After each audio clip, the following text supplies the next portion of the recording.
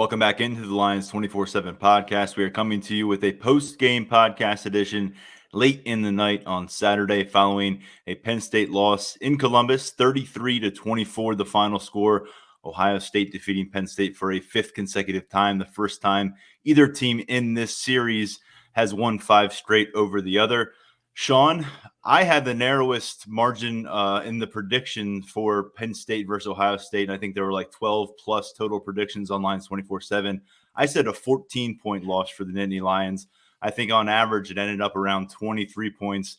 This was a game that they had the ball with a chance to take the lead in Columbus midway, late into the fourth quarter. Had an opportunity. Sean Clifford's bounce back was a big part of that. We'll get to why it didn't work out, but got some answers for where this team is right now, at least in terms of fighting for each other and fighting for their coach.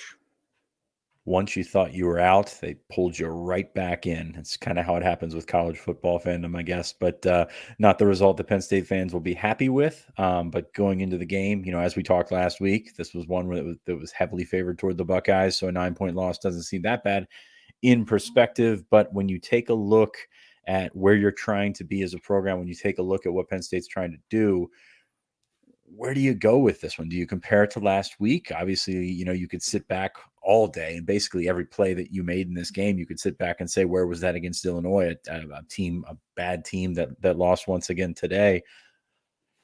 But Illinois is not the measuring stick. Illinois never should be the measuring stick. And that's really something that you're kind of wasting your breath talking about last week. But you decided to come back around. You were more focused, or at least you seem more focused. You saw, a consolidated effort on both sides. Of course, Sean Clifford's health makes a difference. But it kind of puts into perspective where you're at in comparison to Ohio State. I mean, you look across the board, Ohio State, I don't think they blew anyone away by their performance this evening, but when you have that much talent stacked up, when you have that much depth stacked up, it eventually is going to bleed to the top. And that's really what Ohio State was able to do in this. The margin for error for Penn State, much, much smaller than the Buckeyes, and it really showed up. You can take a lot of positives out of this game, but you're still playing catch up. You're still fairly far behind the Buckeyes in this sense. And then you watch Michigan State, and you wonder where Penn State fits into the entire picture of things. So I think you can come away feeling fairly positive, but still having questions about where Penn State stands in the big picture. I think in any matchup right now for Penn State, the moral victory argument is the hardest to accept when it's Ohio State on the other side of this field, right? Because 5 straight now and the first couple by 1 point, but we'll say it again. No team plays Ohio State tougher on a more consistent basis than the Penn State Nittany Lions. And yet 1-7 under James Franklin. And it's all nice and a lot of moral victories involved. And this one in particular, you feel like this program returns home to campus here in Happy Valley with a different vibe around it than what was in place here the last few weeks. And that's important because they got 4 more games to get to. And that's really going to define a lot about where this program is moving forward, starting with Maryland next Saturday. But looking at the Ohio State matchup, Sean, twice they faced 10-point deficits. Twice they rebounded from that situation. This is a situation, I think, on the road where you were going to find out early where Penn State was as a team, starting with the quarterback spot. And you got a lot of answers. And I think at the end of the first quarter, I tweeted this. That was what collectively felt like the best quarter of football that Penn State had come out and played in quite some time. Some people suggested all the way back to 2019, and it wasn't a perfect quarter. You had Noah Cain fumbling the ball on the first snap offensively, but man, they answered the bell in a big way after they were knocked to the floor coming out of that matchup against Illinois. You can make an argument that they outplayed Ohio State, and I don't think I think some Ohio State fans would probably give you that one because Penn State stepped up and made some plays. They kind of dictated things in the first half, and then things got away. I think the key stats continue to pop up. I will say yardage, Ohio State led 466 to 394, so that's not a big gap there. Penn State won the penalty battle. Clifford 35 of 52 for 361 and a touchdown. It's pretty good. You got Dotson going. You got Parker Washington involved. You were fantastic on third down, 11 of 18 for third down. But you still don't have a running game, and that's not going to change anytime soon. The short passing game was a nice little reprieve in there and kind of helped your running game go. 33 yards, 55 adjusted for sacks, and there were 4 sacks. But the turnovers just continued to be in big games. They just continue to pop up, and can't have those. 3 turnovers for Penn State. You kind of had the flip flop there with fumbles in the first sequence of the game. Sean Clifford scoop and score, and then a pick in the end. Ohio State scored 9 points off of turnovers. That's the difference in the game right there. Quite literally the difference in the game right there in a 9-point loss. Yeah, no, and that big man score was something. It was in slow motion, quite literally, as you were watching. You were waiting for someone to race in. And by the way, Penn State had a few defensive backs race down guys and make big plays. Joey Porter Jr. making a big play, racing downfield. I think Brisker had another play where he raced downfield. We saw that explosiveness from the Ohio State offense, and I thought that was really the separating factor as this game went on, particularly the explosive plays on the ground, because you thought about what Penn State did in that first half against TreVeyon Henderson, a guy that we spent a lot of time, really throwing the accolades toward his way coming out of those first 7 games. 6 yards on 9 carries in the first half, Sean. I mean, what a job coming off of Illinois, where 2 guys got 140 plus on you. Of course, as things wore on, he got his, right? He got 68 yards on the one play. Two plays later, he's in the end zone, finishes with 152 yards. And I think that's what stands out to me here in the second half. And you look at what these teams did on the ground. Penn State collectively in the second half, 14 rushing yards. Ohio State, though, went over 140 on the ground in that second half. And that was really, to me, the separating factor, because it took the heat off of C.J. Stroud, who I thought looked a little bit off kilter in the first half. Some of the throws were low and behind. I just thought in general his game awareness was clearly a drop-off from where we've seen quarterback play for Penn State in this particular matchup during recent years. But he was able to stabilize a little bit, and I think a big part of that is he could hand the ball off.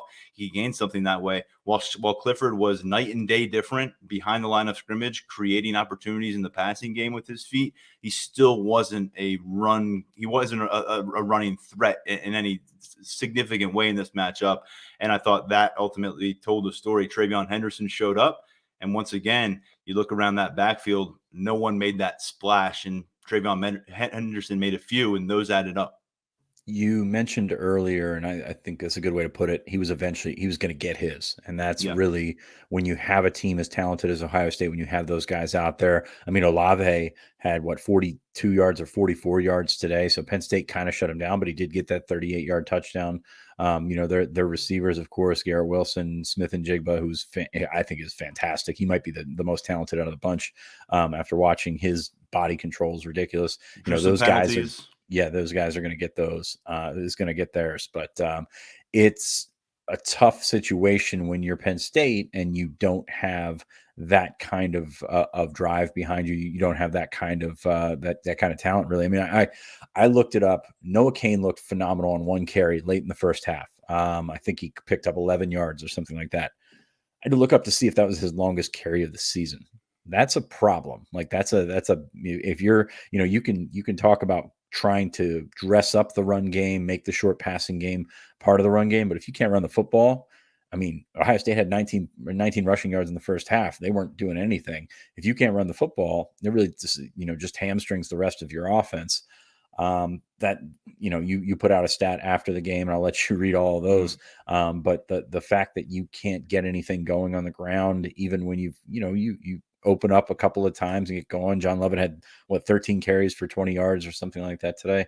If you can't get anything going there, it's great to figure out a different way around it, but you got to come back to it at some point. And you saw at the end, Ohio State running a 4-minute offense, was able to run the football, pick up a couple of first downs. They did mix some passes in there, but the threat of a run game, the ability to actually move some people and get them off the football is really one of the big differences in the game. And if you continue to boil that down, you saw how talented, how deep Ohio State's front line was, especially in the offensive side. And you think, okay, that's the gap right there for Penn State. And how often have we come out of the Ohio State-Penn State game saying that is the gap between these two programs? It's been situations where Penn State could not put late leads away with its ground game, and now it felt like both offenses were searching for some balance coming out of intermission. Ohio State found it, raced toward the finish line. Penn State couldn't. It fell back to Clifford's lap in a big way, and that ultimately, I think, made the difference as this game progressed into the fourth quarter and finished. Yeah. And what's funny about that is I was thinking of the 2019 game when we were out there Yep. and watching that and seeing the difference between Penn State's quarterbacks and receivers compared to Ohio State and how that was the big gap for that game. And now this game, I think Penn State's receivers actually outplayed Ohio State's receivers, which were, both really, really good groups. But I think Penn State's, group had a slightly better night. And Clifford and Stroud, you kind of split hairs, although you did have the turnovers from Clifford. And that didn't seem to be the gully there that the Penn State had to clear. It was up front this time. So kind of picking and choosing. So when you've got that much talent, when you've got all around talent that Ohio State has, it's going to be tough to catch them off guard in any situation. And again, that's the measuring stick. That's what you got to keep going back to. By the way, Sean Clifford, the big difference here was when you didn't get this in recent games was the distribution downfield between his receivers. 11 catches for 127 yards for Jahan Dotson. And by the way, the rushing touchdown, I applaud that package. But I've been calling for Dotson and Warren as runners and guys to do something out of the backfield. You got them both in the same backfield there at the goal line. It was Dotson scoring. He has 4 touchdowns, 19 catches, and 271 receiving yards in these last 2 games for him against Ohio State. And I would imagine his last 2 games against Ohio State, period. And then you look at what Parker Washington did, going over 100 yards, a big game for him, 9 catches. Condre Lambert-Smith made some key third down conversions, 4 catches, 49 yards. And the tight ends, collectively, their biggest contribution in the passing game, I think, this year, 4 catches for both Theo Johnson and Brenton Strange. Strange gets to the end zone. But they go back to, okay, those are nice. You've got these guys producing big plays, but Noah Cain, that 11-yard pickup, that was the longest gain that they had on the ground tonight among all running backs. In fact, Kevon Lee had the next longest run, and that was 7 yards. And so when you go through and comb through this running back room, and I think now that we're 2/3 through the season, 8 games in, 4 games left, that is becoming more of a fairy tale that we think they're going to find the guy and someone's going to take this job and run with it. That was a storyline in mid-September, became less likely as October rolled around. And now at this point, I don't think you're holding out hope for much. But here is that game-by-game breakdown that I did send you after this game, and it's not a pretty one. I know I bring some ugly stats when things get going bad, but this is one that it just can't be ignored at this stage. Game by game, here's your leading running back rushing yards for Penn State. Game 1 at Wisconsin, 48 yards from Noah Cain. Game 2 against Ball State, 69 yards from Noah Cain. Game 3 against Auburn, 45 yards from Noah Cain. Game 4 against Villanova, 45 yards from John Lovett. Game 5 against Indiana, 74 yards from Kevon Lee. At Iowa, you got 30 yards from Kevon Lee. Versus Illinois last Saturday, 43 yards from Noah Cain. And today, John Lovett led all running backs with those 20 yards on 13 carries. You don't need a guy to get you 6 yards every single play. But what these totals tell me is no one's getting you 40-yard pops on any given play. And that's exactly what Ohio State is getting from their weapon in the backfield. Yeah, we had a chance to listen to, as you can tell if you're watching on our YouTube page, we're not in Columbus. Mark Brennan is out there, but we listened to James Franklin's press conference before we came on here. No chunk plays in the run game just seems to be the constant theme this year, and that's really disappointing. You don't have Journey Brown, which, or a guy like Journey Brown to bust the top off. You thought maybe John Lovett could be that guy, but John Lovett has been, has had trouble getting going, aside from that play late in the game where you thought he might have a touchdown, may have been forced out of bounds. Probably go either way. I lean to saying that was the correct call just because he seemed to be heading that way anyway.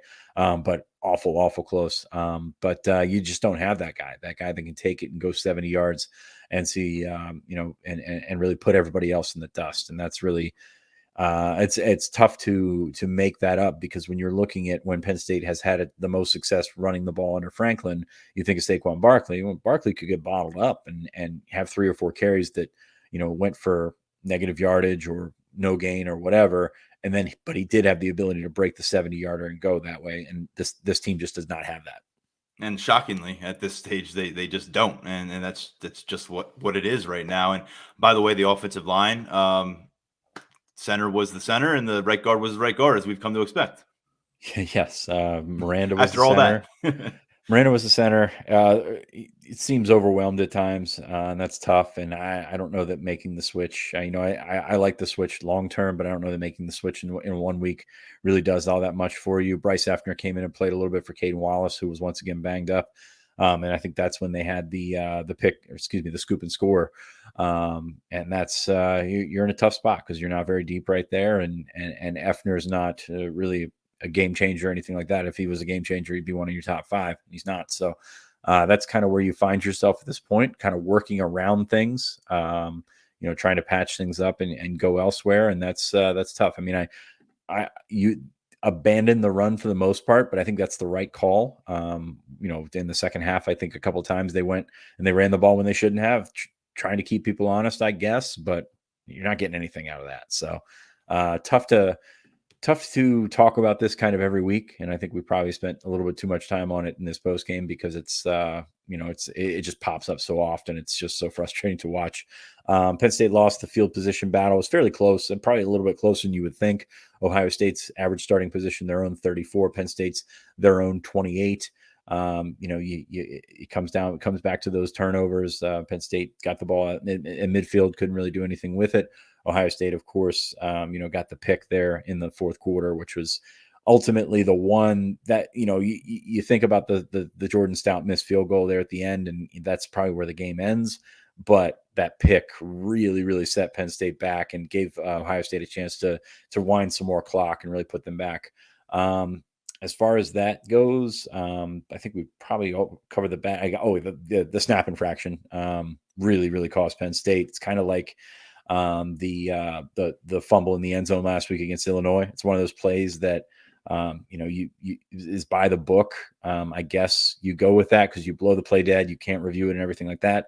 But that's a snap. I mean, you can move the ball around as a center, but once you go back in the motion, that's a snap. That's a fumble. That's the same as snapping it over the guy's head. So I don't know what they're thinking with that, but that really cost Penn State right there. But we can get into the good things. There were good things, especially defensively. I think Penn State controlled things early. The red zone defense was awesome. Once again, that's been a theme all season, that bend but don't break type thing. 5 of 6 in the red zone, Ohio State, and that seems good, but 4 of those were field goals. Penn State's defense did a nice job when their back was against the wall. Now they put themselves in that spot a couple of times with chunk plays, but their back was against the wall, and they did a really nice job of covering for themselves. And I told you it was going to be that big, primetime showcase for that secondary versus this wide receiver group. And I thought overall, they made the plays they had to. You would expect, you knew an Olave, breakthrough was coming. You knew that was going to happen. You're going to give up some big plays. You're going to draw some penalties. That's the nature of the beast here. But I thought overall they did enough to put their offense in a spot to go win this game. They did enough to keep an offense that just was rolling over everybody going into this matchup. And the CJ Stroud numbers were video game like with this wide receiver group. And look, Garrett Wilson, I mean, you went through it. We went through the weapons. Everybody made a play here and there. And Travion Henderson ultimately made the biggest plays of the game, I think, on the ground late. But overall, they stepped up. I think they showed a lot what they were made of. I thought Joey Porter Jr., he had some moments where the penalty was drawn or he was beat. But I thought, man, I love the way he competes. And he looked like he was ready for that situation. Tariq Castro-Fields had a big play late in this contest. And then I thought Daquan Hardy, I said from last year, can you get that improvement in the slot coverage? Because last year it was pretty poor in this matchup, and it really cost Penn State. You did get that. So overall, I think defensively, for as much as this team has taken the gut punch up front, back end of this group did well. Curtis Jacobs continues to come along game by game, it seems, really blossoming into a player for them at linebacker. But right now, they were not able to produce that game-changing turnover. When they got the turnover earlier, it was given right back by that Noah Cain fumble, which was really unfortunate because they got the ball in Ohio State territory to start things out. But I think they were missing. They needed to come up with that one turnover, some kind of takeaway. Big issue for them. They could not get pressure on CJ Stroud. They could not hit CJ Stroud. And as this game went on, Sean Clifford did take hits, and you started to see that wince coming back to his face a little bit. You started to see it may have been a bit more difficult for him to step up and launch that football. Certainly, we didn't see them really put him in harm's way as a runner too often, one way or the other. But that was a storyline, Sean. I mean, he was taking hits. Stroud wasn't. And I think we got to factor in one of those quarterbacks had the backup of his backfield, and the other, when he handed the ball off, that guy was going about 1.5 yards on average. Yeah, and you look at some of those touchdowns and those big completions for Stroud. Arnold Ebiketie just a step away, especially that touchdown to Olave. He was just a step away. So no real consistent pass rush. And for a quarterback like Stroud, who puts up ridiculous numbers, but is not always the most accurate guy. You saw that fourth down throw, which was terrible. Yes. But he's not the most accurate guy. If you get him moving around, you get him buzzing and make him do things like that, make him try to pick you apart. So that's certainly probably nitpicking in terms of the defense. I thought Tangelo and Ebiketie played pretty well. You mentioned Daquan Hardy, Jacobs, that's linebackers, especially, and I hate to bring the standard back to last week with Illinois, but the linebackers were so bad against Illinois. Pretty decent this week against Ohio State. Ellis Brooks was right there in the hole, more than once, just right there with Trevion Henderson. So, the defense again was put in not great situations, did a pretty good job of turning that around. I don't think this was their best performance, but at the same time, you've got the ability out there, and you've got a good bounce back, especially with the way that they were gashed last week against Illinois. So I think what this does, and we'll probably move into some final thoughts here. I think that what this does is gives you a little bit more confidence going into the rest of the schedule. I know that Michigan and Michigan State are still out there, but coming off that Illinois loss, you're wondering if Penn State was going to lose out, basically. That's how bad they were. That's how bad we talked about them last week. And there's a certain resiliency there. There's, credit to be given to the staff and the players for kind of blocking that out and moving forward and playing Ohio State tough. Again, it's not the acceptable response is not, 1-7 is not going to get it done. But at the same time, in the small picture, you got to be encouraged by the way that they came out. They could have laid down and just gotten drubbed out there, and they didn't do that. So that's good. Offensive line, still not good. Still not going to get a running game. Any of that stuff is the same talking points. It seems like we're talking about on every show. Not much. Isn't it crazy that we're at the point, though, like we're not going to talk about this because, that's where it's at, and that's really disappointing. It's really no doubt about it. But I mean, how many people are tuning in to hear the same thing over and over and over again? I mean, that's when I start tuning out my wife. It's the same thing. She's not listening, by the way. No, never. But this kind of like I will say, when you talk about the last few weeks, it has been a lot of the same conversation. Is Clifford healthy? Can they? I mean, right now you have some confidence. Clifford's going to have to recover from this matchup. He got hit a few times. We'll see where he's at moving ahead. But, Franklin and Clifford, they weren't just saying it to say it all week, clearly about him making marked strides physically compared to where he was last week. He was very much different. If you get this Clifford last week against Illinois, our conversation's much different the past week, but you didn't. So you come out of this matchup. Look, they're coming home 5-3. That's what you thought was going to happen. That's what I thought was going to happen. And if they're being honest, I think most of our listeners thought 5-3 was going to be the end result. How would they get there was a big question. I brought up that 2018 trip out to Michigan when you had a hobbled Trace McSorley and it was a disaster. He lost by 40 points just about and came home, and there was all sorts of questions. This time you pick up that loss, and you hate to keep losing to Ohio State. And 3 losses in a row stings in a big way after 5-0. But like you said, it feels like a little bit of a platform now underneath their feet. And there's going to be the uneasiness about James Franklin until other jobs are filled. That's going to be external noise. But say what you will about that noise. Inside, this didn't look like a team that was distracted coming into this matchup. They looked ready to play football. They looked prepared. I thought overall the play design was there to execute a win, but there's just been shortcomings for this team. Some of those same warts resurfaced. And when you lose the turnover battle 3-1, you're not going to pick up a win in Columbus, although they came much closer than I ever could have imagined, especially if you would have said they were losing that turnover battle 3-1 and not getting anything going on the ground. And that's a testament to Sean Clifford. What an effort from him. We've seen some gutsy efforts at quarterback from Penn State in this matchup over the years. McSorley had some moments. This was one for Clifford, and he's going to want those 2 turnovers back. There's no doubt about that. He's going to really want to pick. I can't imagine what it's like for an Ohio guy to realize he's 0-5 since coming to Penn State against Ohio. That's difficult. But can we just say Sean Clifford answered the bell in a big way? And if you're looking for, any reason to keep rooting for this team despite 3 losses, look at the way they played today. And I think that's a lot when you kind of hitch your wagon to this program. Look at the way they played today, because I think we all imagine scenarios in which it was a lot worse, and where the effort maybe and the enthusiasm didn't match what we saw today. Yes and no. It's kind of the entire sphere of following Penn State is that you get the good things that you saw from Sean Clifford, you get the good things that you see from the football program, and then once or twice, for whatever reason, he got hit. Obviously, you're not trying to fumble the ball. He got pressured and couldn't get the ball out to where he needed to get. You have these turnovers and you have these little missteps, and then all of a sudden you feel pretty good about your season and you end up 9-3. And that's kind of where it's been. And that's really unfortunate. I think Sean Clifford, I agree, toughing it out, doing everything that he can to get this team to where their realistic peak is. But you still have those turnovers. You still have those question marks.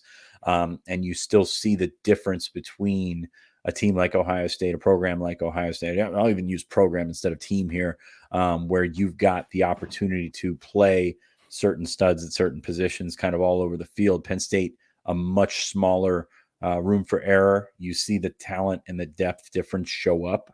And that's kind of how it is, just not only in the micro against Ohio State, just as a whole every year. And that's really tough to see. And I know that's why a lot of people have questioned James Franklin, especially in the last couple of weeks. So, if you continue to go, I think they're going in the right direction in terms of the quarterback position. Be really, really interesting to see which direction this goes, because if you can get another year out of Sean Clifford, to bridge that gap between these two freshmen that we think are going to be, that have the potential to be pretty special, more special than anybody that Penn State's brought in the last 6 or 7 years. And then you've got an opportunity to grow the program. It's about catching lightning in a bottle with a quarterback. Penn State had something like that with Trace McSorley. And you're going to see over the next couple of years if they can find that as well. But that's kind of been the program. That's kind of been the just following this team, not only week to week, but year to year. And I think that's the sense of a lot of that frustration. Yeah, and by the way, Sean, that bridge you're talking about for next year in place, there's a lot of people out there listening that want to apply some dynamite to that bridge and say, put in the true freshman. He's the number 1 ranked quarterback. Let's see him get out there and play from game 1 on. That's a conversation for another day. But today, I guess what my point was, big picture, yeah, it's a problem. You've lost 3 in a row this year. That's back-to-back years now where you have substantial losing streaks. You've lost 5 straight against Ohio State. Nothing I saw from Michigan and Michigan State today made me think that those games are going to be any easier than what I thought they would be for Penn State going into Saturday, and Maryland on the road, Rutgers coming up. Look, nothing's given for Penn State at this point, but I'll say it just feels like the ground underneath them is not shaking nearly as much as it was maybe when we woke up this morning on Saturday. That's what I feel like, maybe a stabilizing performance, no more than that. But we're in a day-to-day situation monitoring this program right now. And coming home with that loss, like we all thought they'd be tagged, the loss comes, I guess, with a little less salt in the wound than maybe you anticipated it could. Yeah, I think that stabilizing the ground is pretty good, especially when you take a look at they go to Maryland next week, and usually that's one that you kind of overlook. And then last year Maryland put it to you, and so I think you're not going in there saying a revenge game or anything like that, but you are saying you can't take Maryland lightly, because if you do, you're going to get your ass kicked again. So hopefully things are moving in the right direction. Again, I think there's a deal of confidence coming out of this week that you can be that team. You just can't have that letdown once again. And, you know what happens if you do. So, well, that's the next question.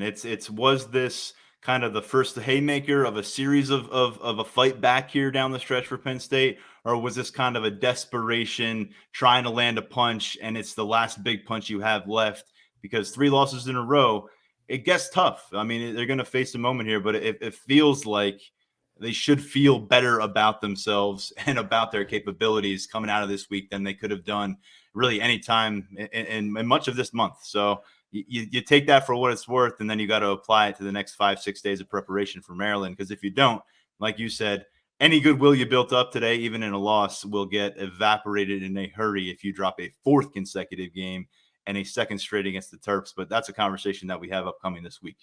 That is a conversation for another day. That conversation will be Monday or Wednesday or Thursday, I'm sure, next week. Yes. But I think we've covered the bases. I'm Right. sure there's more stuff we got to get into at some point, but I think this is a pretty good job for wrapping this one up.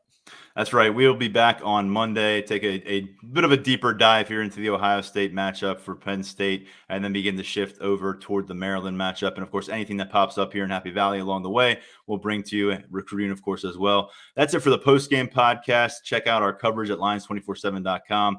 From Columbus, Mark Brennan will be bringing you a bunch from there. We'll continue to do our stuff here into Sunday. We'll see if Penn State maybe maintains a spot in the AP Top 25. I'm a little kind of on the fence on that, Fitz, because of how they play, but I anticipate they probably drop out, but we'll find out 2 p.m. on Sunday afternoon.